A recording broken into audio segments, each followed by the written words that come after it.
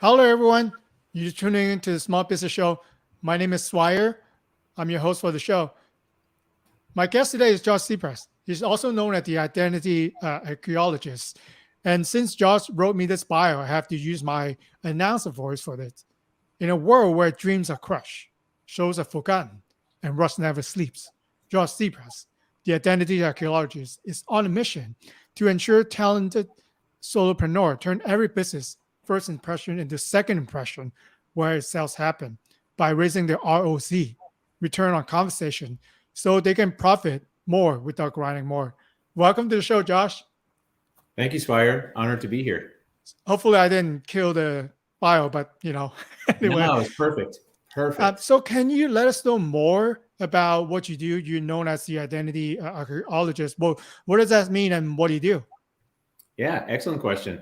Everyone always asks me, like, what is this identity archaeologist, Josh? What are you talking about? And honestly, it's weird because it means I have no competition. Honestly, which is weird, right? In business, what do you mean, Josh? You have no competition? Seriously. No, it's how I take my genius and I apply it to a commodity called personal branding. That's all it is. It's my specific process of how I dig with questions. I go deep past all the crud and crap we were told growing up about why we can't do something and all that. And I go dig deep into a person and I find their treasure, their cause, their stand, their purpose, their mission. And we take this treasure and we bring it up to the surface. We knock off all that caked on, baked on crap, all that stuff that we were just talking about. And then we polish and we refine them, this treasure, their message, their reason, their purpose, until it shines so bright, people come from thousands of miles to come see it. So this person never has to sell again. This is the end of selling, Swire. This is all about magnetic attraction, bringing the right people to you. I really like that. And you also point out that people buy you first and not your product and services second. So I kind of get that, but then at some point we still have a product and services to be profit. But why do you think people buy you, the person, first? Yeah, because you remember that old adage they said, people buy from who they like and trust.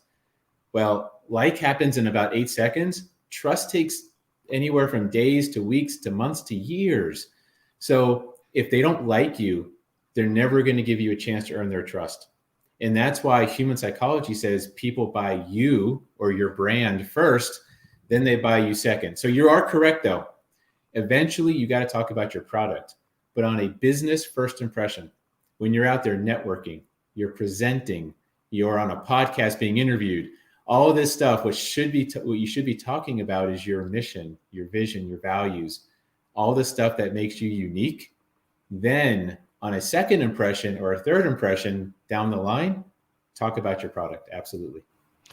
I think we're in a world that we don't need to have the face to face, because I'm looking for electric car, right? So I went the old route to go to a car dealership. It was, like, just say, I didn't have a good experience. But then I look on YouTube, there's a car salesman, not even in California where I am, talk about their car. He gives so much specific. So, I'm actually drawn to that person instead of the pushy salesman that I get from my local dealership. So I think in the world that we live in right now, you don't actually have to be at that geographical location. You could be anywhere. And, if people like you, and they will going to listen more for what you have to offer. Absolutely. And people want to know why you care before they care what you know. So even long distance, even over video, if you can articulate a higher level conversation, I talked about ROC, right? We talked about that in my bio there. But if you can raise the level of your conversations and not talk always about cars and the basics and the tech, the spec of the car, how much horsepower, blah, blah, blah. If you could talk about mission and purpose and stand and cause and all these higher level conversations, you can have these long distance and they will still be very impactful. Yeah, and I think that the more that you know about your product and services, obviously you have to be somewhat confident in what you do, because you can think about, who am I talking to? When they talk to me, I have a family, so I'm probably not going for the raising, the lifestyle that goes on at night. So then you can talk about that. So you might not be selling the car. This is how much horsepower, the wheel, whatever. But then they kind of, I felt like the salesperson is talking to me directly, but obviously he made the video for everyone, but then he knows who the target buyer will be for that particular car. So then he actually spoke about that. So I'm really connected with the person compared to, again, the pushy salesman. Yeah, and then by the way, that's actually a key of messaging. So anyone who's listening who's like, well, how do I message my brand? How do I message myself? Get very specific on who you're talking to. The more specific you can get on the exact person you're trying to talk to, the better the message is going to be. And I see people try and do it the wrong way. They're like, I want everyone. I want to sell it to everyone. Look, if you're trying to sell it to everyone, you're going to attract nobody.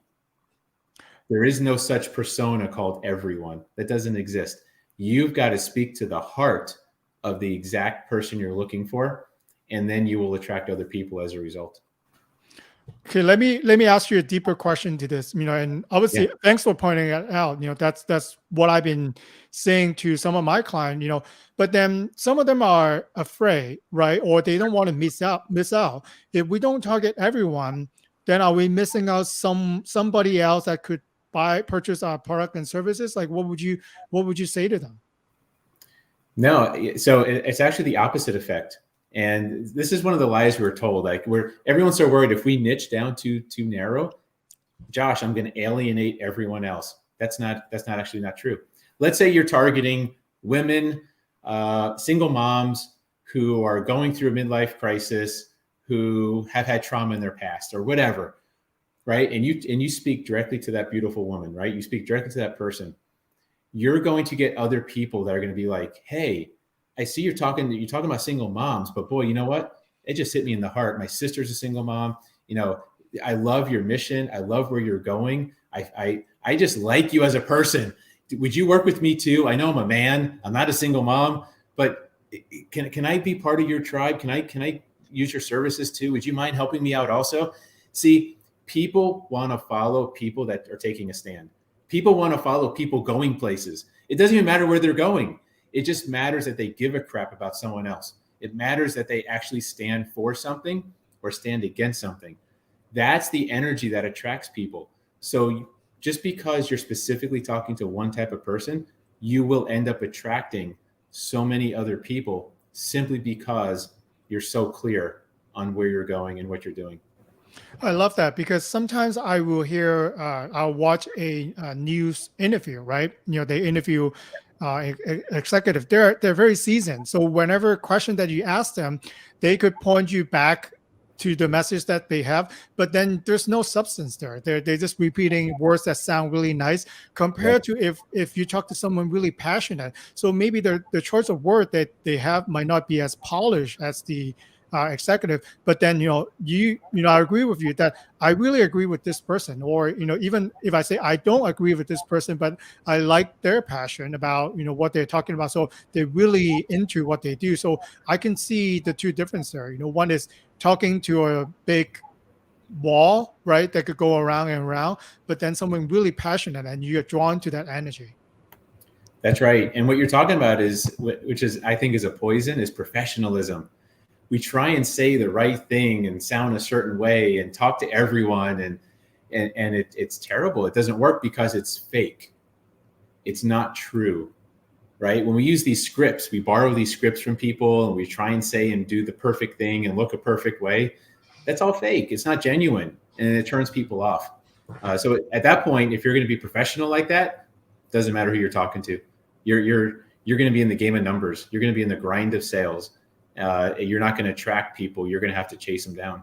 That's a shame. I really like that. So, know the answer to this question, but want to get your take. A personal brand is not a logo. So, how would you guide people to develop a unique brand? So, obviously, that's part of it, right? But then it's not the entire brand. How would you advise this for us to, start focusing on develop a personal brand? Yeah, great question. So, a logo is to a brand what paint color is to a house. So I just want to let that sink in right there. So a logo is good. It's great. If you have a logo, it's important. It's fine, but it's paint color. It's what helps people find your brand when they're driving down the street. But the brand itself, the core, is the foundation. It's the house itself. It's all the, the studs and the walls and all of that. So the brand itself, here's what a brand really is. It's the gut feeling a person gets the moment you walk into a room. It's what you say, but it's also really what you don't say. And it's the confidence and the conviction that comes across in how you present yourself. So that comes from clarity. That comes from clarity of mission, clarity of purpose, knowing why you get out of bed in the morning. All that stuff is what's got to come out. That's your foundation. Then on top of that, you can add a logo, a nice website, 500 business cards, all this other stuff that we try and pretty ourselves up with, color schemes and fonts and all that kind of stuff, which is great. But without your core, it's just going to be an empty shell. People are going to see your brand, your logo, but if there's no substance behind it, it's not going to work as well.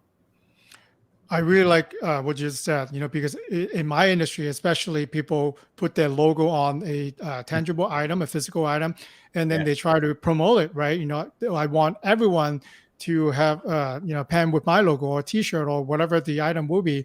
But then, like you said, without the message, people can't relate to it. Oh, okay, it's nice. You give me a T-shirt or you give me, a coffee mug, whatever that it is. But how does that translate into for people to think about your brand? If you do take the time, figuring out who you are, and then, a business card, a flag or a tent, it's just an enhancement of your personal brand. So without knowing and figuring out who you are and what the message will be, you're just pushing out logos product out there.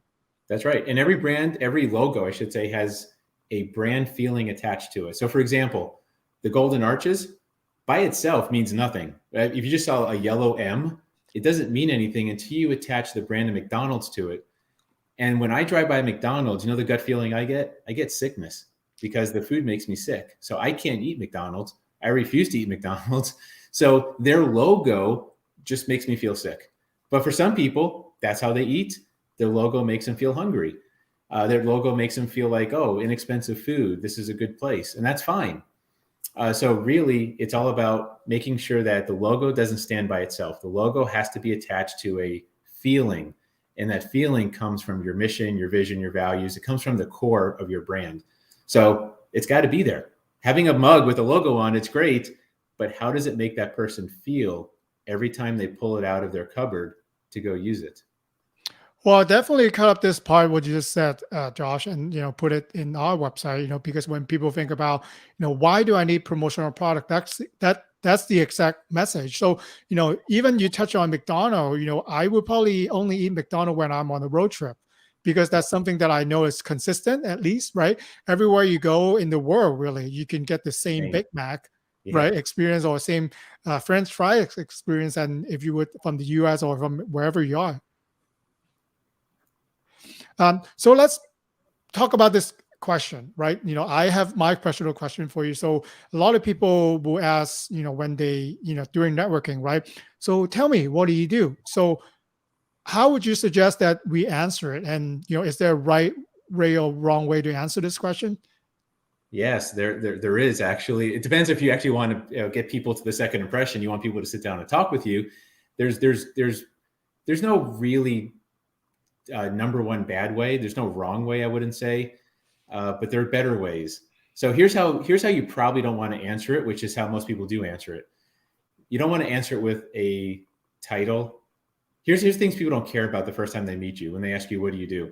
They don't care about your name, your title, your product or service at that point, your good looks, your all that kind of stuff. That people don't care about that stuff. Here's what people want to know. They want to know, can you empathize with me? Can you, Swire, yeah, great. I want to know what you do, but I really want to know, why do you care about me? Why do you know what I'm going through in life? Do you know where I'm at? Can you just take a second and explain and just share with me that you understand the pain I'm going through before you tell me how great you and your products and services are? Before you talk all about yourself when I ask you, what do you do? just empathize with me. Let me know. And then let me know what you do, but not in detail. This is another big mistake when answering the question, what do you do? It's not the time for detail. People want to know the transformation. Just tell me that you're going to take me from the place of pain that I'm in. Tell me what the future looks like. Tell me how you're going to help me transform and get rid of this pain and turn it into pleasure. And then I want you to share some nirvana with me. I want you to paint a picture of how great life's going to be if I decide to work with you. Like, that's really the stuff that you want to come out on a what do you do answer. Talk about your mission. Talk about what pisses you off. Talk about something emotional. Talk about something that's going to connect with me before we get into all the facts and figures and information and all that kind of stuff. Save that for the second impression. But I need to like you. I need to believe you're a good person. I need to believe in your heart and your mission first. Then we can talk products and services next time. So that's really that's the challenge. Don't talk about your product or service on when someone says, what do you do? Because that's not truly what they're asking. Okay. So let's do a role play. If you could play along with me, let's say, assume that, I go to a lot of networking events, like for myself, what I do, right?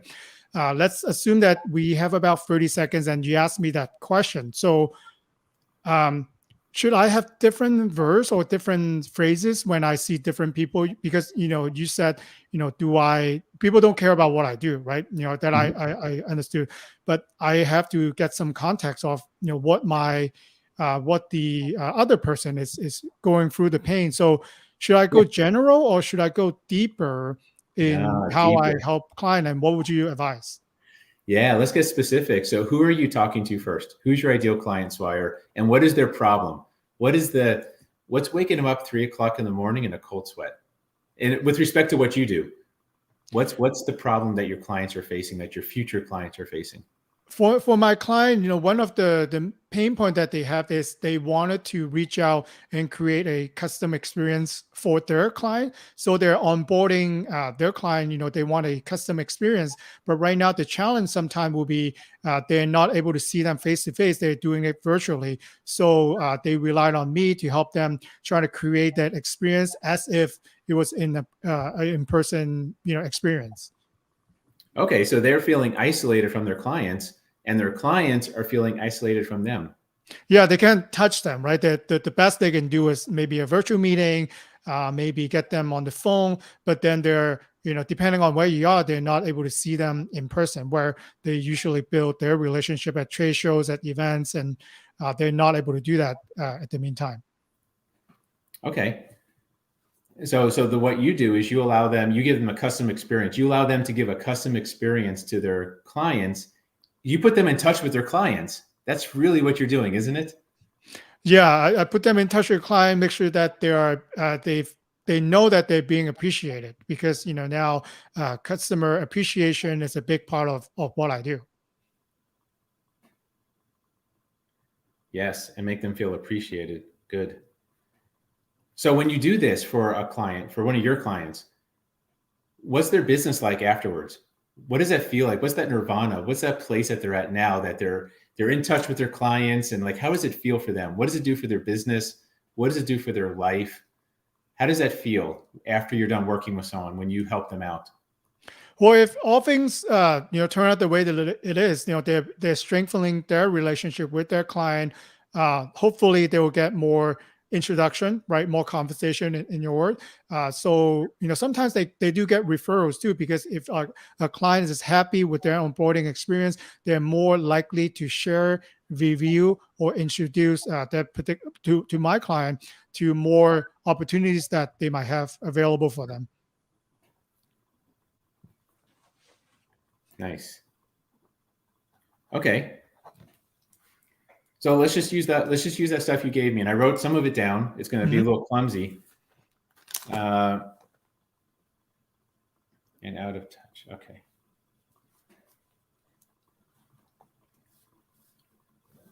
And thank you so much, Josh. I'm using your guest episode to ask you my actual questions.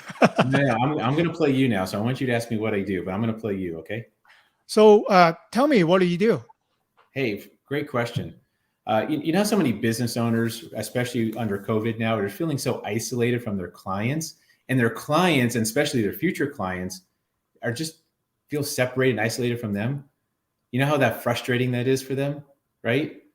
Well, what I do is I help take these business owners and I put them in touch with their clients. I give them that custom experience so that they can make their clients feel appreciated in a way that builds their business as strong as those relationships, right? Help them really bridge that gap and strengthen their business as they strengthen the relationships with their future clients and cheerleaders, really. That wasn't very good. That was just a really fast example. I love the concept. And obviously, once I hear that, then I'll say, please tell me more about that. Please Bingo. let me know, like, how do you do it? Bingo. That's the question you want to get. Because now they're asking you for more information. Now they want you to sit down and share more. Guess what? You just opened the door to the second impression. That's how you do a 30-second elevator pitch.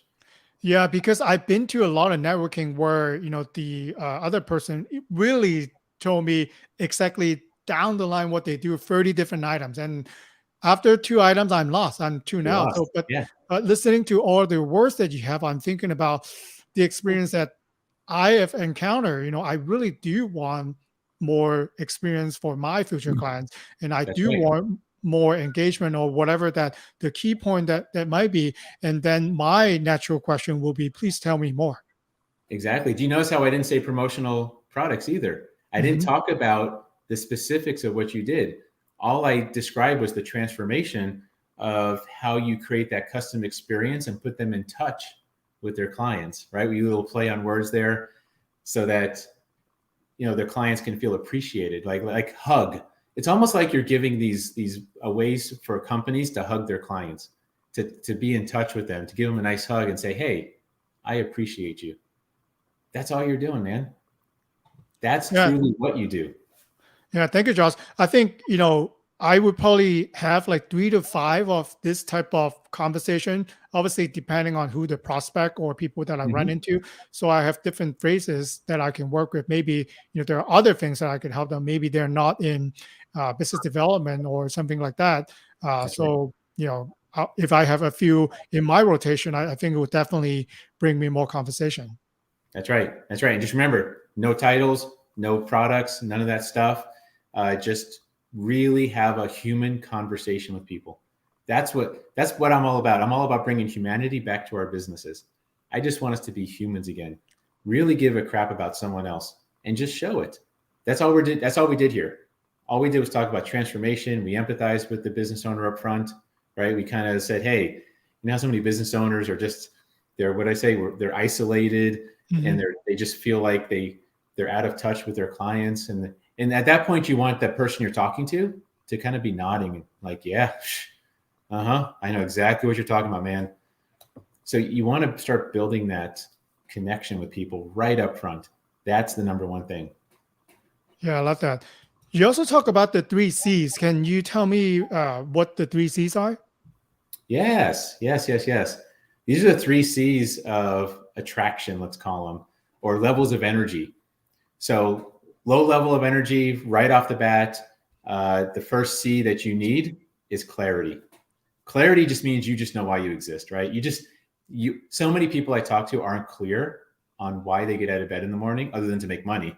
But I'm talking about a higher level purpose or mission. They don't have clarity. And if you're not clear, no one else is going to be clear.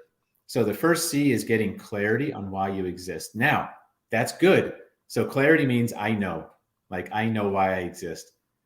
But that leads to the second C, which is confidence. Now we just took energy up a level. Confidence is I know that I know, right? It's analytical process. I know that I know. I know that I can see, right? So now it's like, I got this. So confidence is, so if clarity is I know this, confidence is I got this. And that's a higher level of energy. And confidence is attractive. But there's one more C, one more level of energy go up, and that's called conviction. Conviction is what happens when it goes from your head to your heart. When it's no longer what you do, it's now what you are. And that is damn sexy. Like if confidence is attractive, conviction is just damn sexy. When you get to that point, you're unstoppable. but you've got to go through confidence. You got to take these 3 C's in order. You got to have clarity to get confidence. And after confidence, you got to let that sink into your mission. It's got to be why you breathe, not just what you do for business. And then you're off to the races. For those of us who are started, in our personal branding journey, right? How long does it take to get from the first C to the third C? Oh, good question. Good question. The first C, when I work with someone, the first C honestly takes about 4 to 8 weeks. It's a 1 to 2 month process just on the first C, just getting clarity and getting that brand manifesto done, right? Getting that clarity piece. From there, everyone has a little bit of a different personal journey because you actually have to believe. You have to believe in what you do. And how long does it take to develop a belief? Some people do it fast. Some people it takes years to get to that. But once you have the first C, the other 2 C's come a little faster. People try and get to confidence without the clarity, and it doesn't work. And that's why they struggle forever. They try and act confident. It's the professionalism. We try and look a certain way and say the perfect thing, but we're not really clear. So we end up stumbling for a long time. But with clarity, the next 2 C's can come pretty fast. Yeah. Yeah, I like that. Some of us, I'm not, if you can find clarity, you don't know exactly who we are or what is exactly that you do. You can go to the other C. It makes total sense. So I guess the first C is where it takes the longest, or you have to set them in the right mindset, really, to accept who they are or what is the role that they're in. That's right. And the key for personal brand, think of a personal brand like an umbrella. A good personal brand should be bigger than you. So it's about you getting clarity, but it's got to be the mission that you're setting has got to be bigger than you. The vision, it's got to encompass everything that you do, everything that you stand for. It's basically, you're holding the umbrella, so you're in control. It's your personal brand, but it's got to be bigger than you. And that takes time to develop. That takes time. Once you're clear on yourself, now you've got to be clear on your impact that you're having with the rest of the world. And it's a fun process. And it can happen pretty fast once you're clear on here, once you're set on yourself. Okay. I just see that. And I looked at your statement for a little bit. You said that marketing is killing our businesses. So what does that mean? Do you mean literally killing the business, or tell me more about that? Yeah, marketing is killing our business because it's misunderstood. Marketing itself is fine, but we tend to think of, when we're trying to get clients, we tend to think of marketing as everything. Everything's marketing. I just need to go to market. I need, market it and they will come. Wrong. That doesn't work that way. So client acquisition has 3 stages. There's branding and messaging, there's marketing, and then there's the sales conversation. Most people go right to marketing and they forget about branding first. They forget about messaging. But marketing at its core, at its just purest form, is an amplifier. All it does is it takes a message and it makes it really loud. But if our message is not clear, if our message is wrong or inauthentic or crap, then we're amplifying crap. And then it doesn't work. And then we wonder why it doesn't work. Tens of thousands of dollars later, we're like, oh my God, this marketing doesn't work. And I'm out of money. And it just killed my business. But really, it wasn't marketing's fault, because marketing is just the megaphone. Your message was garbage. You were literally amplifying junk. And that's why it doesn't work. So the misconception of marketing is really what's killing our business. Okay. So I wanted to if you could tie this all in for all the listener, if you don't mind. Okay. When we first get started, where would you advise us to do to find our clarity, right? To find the first C. Are there exercise or are there questions that can kind of guide us through the process? Yeah, there's all kinds of questions. I would say one of the first questions you can ask is, I want you to think about, what do you stand for? What do you stand against? That's usually a pretty good first indication that, someplace where you can plant your flag and say, I stand for justice. I stand against racism. I stand for something else, whatever. start thinking about what you're willing to die for when it comes to your life. Like, what is that thing that you're willing to devote your life to, with or without money? So you got to take money out of the equation when it comes to personal branding. Get rid of the money thing. If you're paid in happiness, happiness is now the national currency. You're only paid in happiness. So the happier you are doing what you're doing, the more wealthy you are. What would you be doing? What would you be standing for? What's a wrong out there that you want to cure? What's something in this world that doesn't belong you would love to eradicate? Once you find that stand, once you kind of find that reason for doing anything, you can start building your brand around that. You can start expounding upon that. You can start bringing your business stuff into it and start figuring out, how do I message this? Because that's going to be what makes you unique. Here's the combination. I'm going to give you the combination. I want you to imagine your business has a combo lock, 3 numbers, right? 3 things. And no one else has this combination. Purpose, mission, vision. Purpose, mission, vision. Once you define your purpose, mission, and vision, that combination no one else will ever have. You will be that'll be a unique combination to unlock your brand and unlock your business. So start with your stand. What are you willing to die for? And then create your purpose, mission, and vision. Get those together and you'll be off to the races. That'll be a fantastic start. I love that, Josh. So for listener who really wanted to dig deeper and want to have a deeper conversation with you, what would be the best way to connect with you? Yeah, easiest way is go to my website, joshzepess.com. Find me on social media. I'm the only person with my name, so it's Josh Zepess or the Identity Archaeologist. And I'm happy to have a conversation with anyone. I'm an open book, by the way. I will share everything and anything. And I've got so much stuff I would love to share. So that's just how I am. Thank you, Josh, for coming on to the show today, and thank you for working with me on my pitch. And I think that you're right. It's not that what I do that could come later, but then am I able to connect with the prospect or just someone that I run into in networking? Am I able to connect with them? If I'm not connected with them, there's no next step. But if I am, there might be. And that's the conversation of the ROC that I think you're talking about. Exactly, 100%. Make every conversation worth it. And the mind hack here that you just brought up a little bit is promotional product Swire is not what you do. It's how you do what you do. What you do is the transformation. What you do is you put business owners in touch with their future clients. That's what you do. And how you do it is by using promotional products. So always keep those separate and talk about what you do, and don't talk so much about how you do it until a second or third impression. Thank you so much, Josh. Thank you for all the advice today. Yes, absolutely. My pleasure.